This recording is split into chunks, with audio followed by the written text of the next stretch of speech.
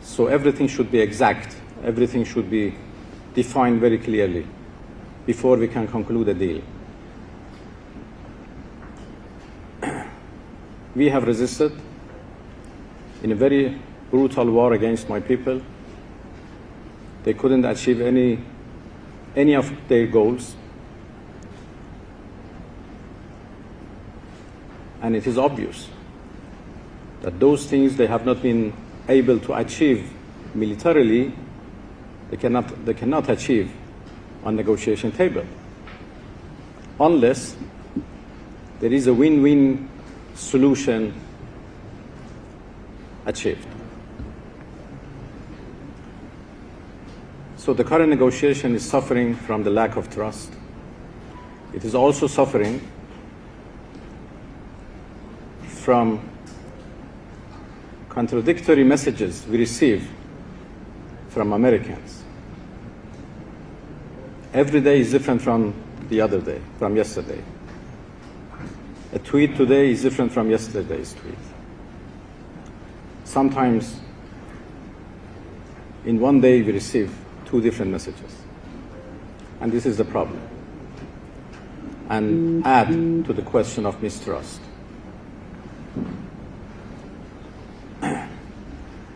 We know that there are also some spoilers who try to derail diplomacy. It's a fact.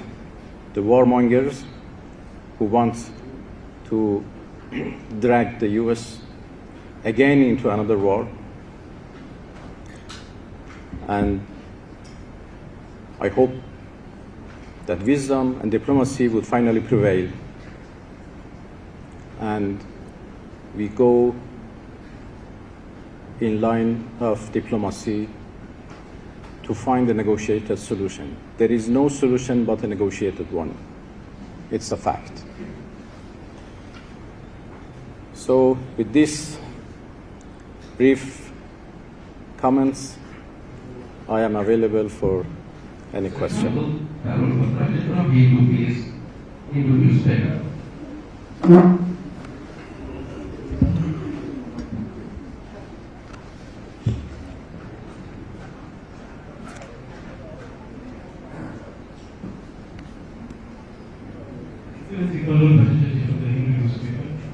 do you view India's relationship with the UAE in the current context? The United Arab Emirates. So our relation? India's relation with the United Arab Emirates. So what is the question? How do you view it? Given the fact that very closer. Well, the voice is not very good, so India has relations with so many countries, and this is actually related to India to decide for its relations. What matters for us is good relations which exist between us and India, and as I said, it is rooted in history, and it is rooted in old political, economic, and cultural relations we have always had, and we are determined to continue our good relations with India. Excellency, Zaka Jacob from Times Now. My question is, yesterday, President Trump and President Xi Jinping of China met, and they issued a statement in which the Americans said that both China and America said that Iran cannot possess a nuclear weapon, and that both China and America agreed that the Strait of Hormuz should be open. What do you have to say to that? Well, we share the same opinion. Iran has never wanted nuclear weapon, and we have proved that when we signed the deal in 2015, and we have said times and again that we don't want nuclear weapon, and this is not our policy. We have a peaceful nuclear program, and we have always been ready to make confidence that this program is peaceful and would remain peaceful. On the Strait of Hormuz, this is also our wish, that it would be fully reopened. As far as we are concerned, the Strait of Hormuz is open and all vessels can pass except the vessels belong to those countries who are in war with us, who are fighting with us. Those vessels who want to pass should obviously coordinate with our military because of the mines and obstacles which exist. So we will guide them to pass, as we have done for a number of Indian vessels, and we help them to pass. The safe passage of all vessels is our policy and in our interest, and we are ready to help those who want to pass safely and securely. This is our policy. At the same time, we have the blockade by the US. We have insecurity in the region because of the US aggression. So obviously the situation is not like the past, but once the aggression is ended, then I'm sure everything would go back to normal. And we make arrangements for the safe passage of all vessels from the Strait of Hormuz, together with Oman. As all of you know, Iran and Oman are two coastal countries in two sides of the Strait of Hormuz. The strait is located in territorial waters of Iran and Oman. There is no international waters in between.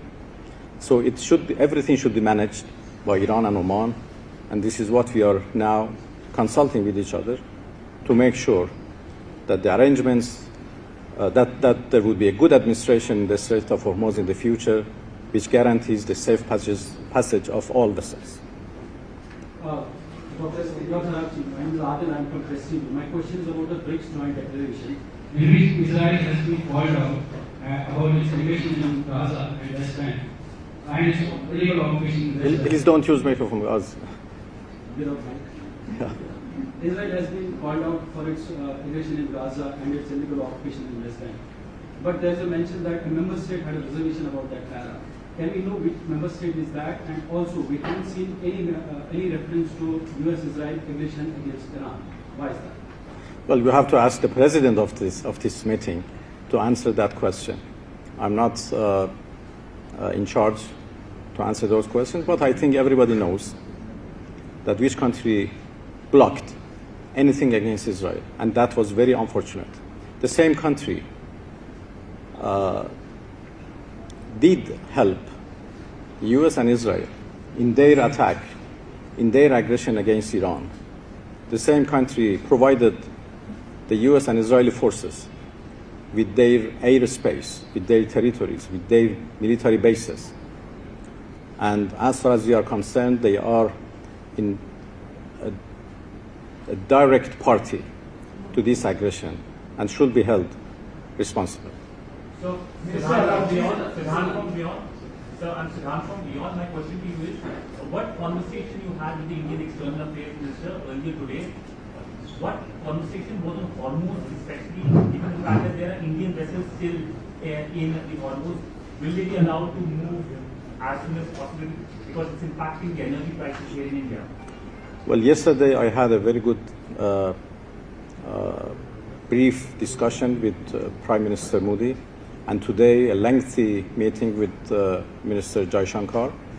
We discussed about almost everything, including the Strait of Hormuz and the situation in the Persian Gulf region. I have to say that we have more or less close positions, and we have same concerns and same interests in this important region. So we continue to coordinate with our Indian colleagues.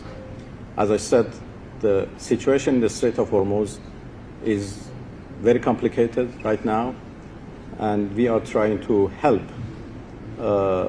ships to pass safely. Everything would go back to normal once the act of aggression is totally and completely ended. Minister Vishnu Shom from NDTV, welcome to our country.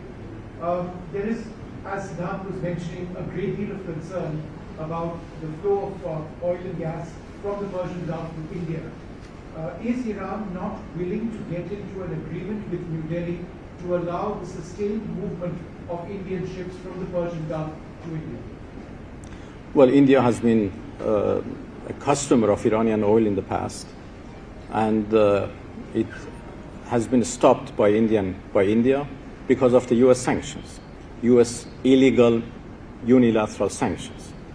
So we are obviously interested to continue our business in oil business, energy business, and we are ready to sell our oil to India.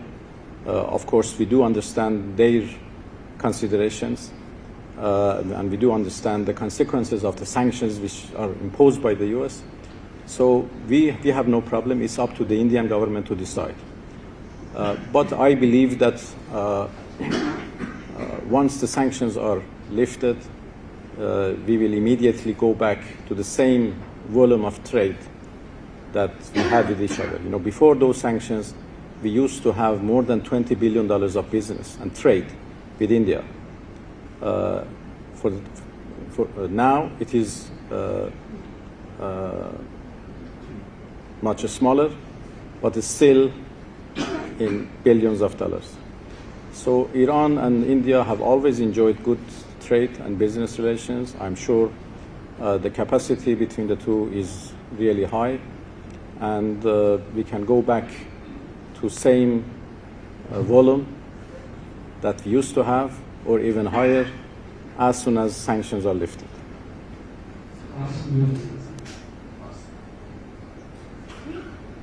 Okay, thank you. I'm Elena from Task Force Agency. Sir, yesterday you met your Russian counterpart, Mr. Lavrov. Did you discuss the offer which Russian officials have on the table regarding the removing uranium from Iranian territory to Russia? What is your current position on this offer from Russian side? And can be this offer crucial in resolving this deadlock